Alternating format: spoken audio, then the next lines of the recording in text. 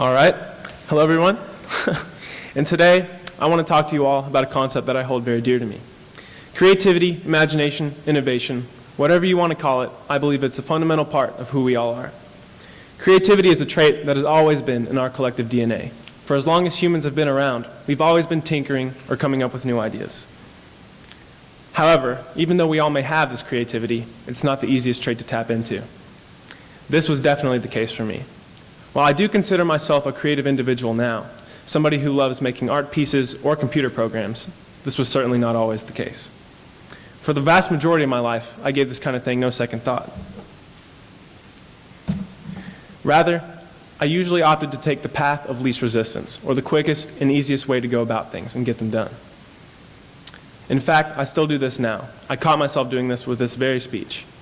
The first draft, honestly, I did it in like one study hall. It was a 45-minute period, and it followed the typical mediocre English essay template to a T. However, when I went back over it to start putting it to memory, it began to bother me. It bothered me that I had put such little effort into what was supposed to be a portrayal of what I'm passionate about. It bothered me that instead of taking the proper time, I'd opted to instead make a paragraph about the creative nature of the founding fathers and Einstein, just to take up space and meet the deadline.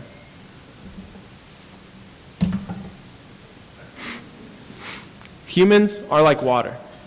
This is a quote I've recently come across, and I think it explains this creation outlook on life pretty well. Just as water tends to flow down a path, down the nearest, most easily available path, humans do the same. We move and flow in a manner as simplistic as water, often going down the first available path that is presented to us. Taking the path of least resistance is an inherently human quality, one that we time and time again fall back on, instead of opting for a path that may be more challenging. The attitude that I took with this speech, and I've caught myself taking over and over again, is partially due to this human tendency to take the quick and easy route. But I do think there's more to it than that. Another quality of water that humans share is the way it changes shape to fit in any container. Humans do the same, adapting and changing to easily fit into the environment that surrounds them. An example of an environment that I've caught myself adapting to is the education system that I've gone through as a student. So often, this system can portray a tendency to favor grades over imagination, test scores over abstract thinking. Here at Oakridge, though, I think that we are given every opportunity to break away from this trend. There are countless teachers and resources made available to us that work to combat a system that so often falls short in its valuation of the individual. But in a structural sense, the system remains the same.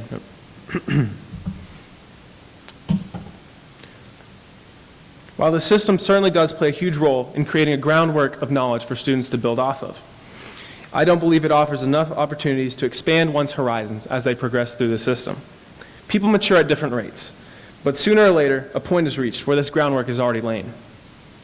At this crossroads, I know I found it easier to opt for a path filled with complacency and the easy attainment of A's, rather than the true further expansion of my mind. It took me longer than it should have to choose to continue on the lifelong path of true learning, but creativity is what put me back on this course.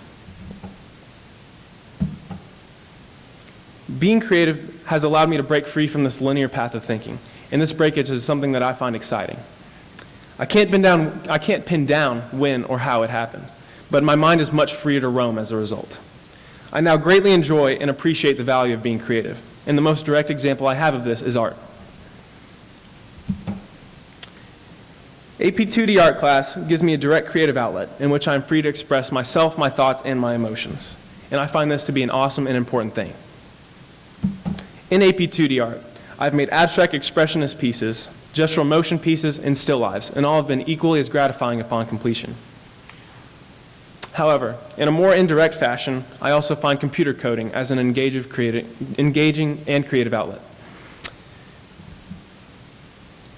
The reason I consider this thing to be creative, and the reason it interests me, is the way it contributes to and facilitates creative thought. Being able to code allows me to take any creative thought I may have and put it into a tangible physical form. It gives me the freedom to think creatively and then actually go out and create.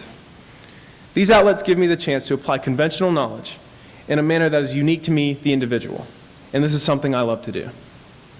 The ability to dream, be unique, and create the things we imagine is what being really creative is all about.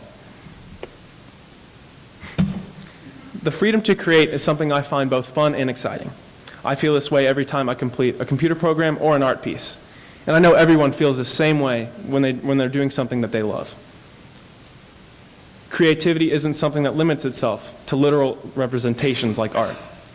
Rather, it permeates through all aspects of life, whether we realize it or not. While there may be systems in place that can sometimes tend to limit creative thinking, this doesn't mean there aren't areas to express yourselves in.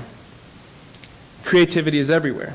The important thing is that you find this creativity and use it for all it's worth. Eventually, you'll be grateful that you did. Thank you.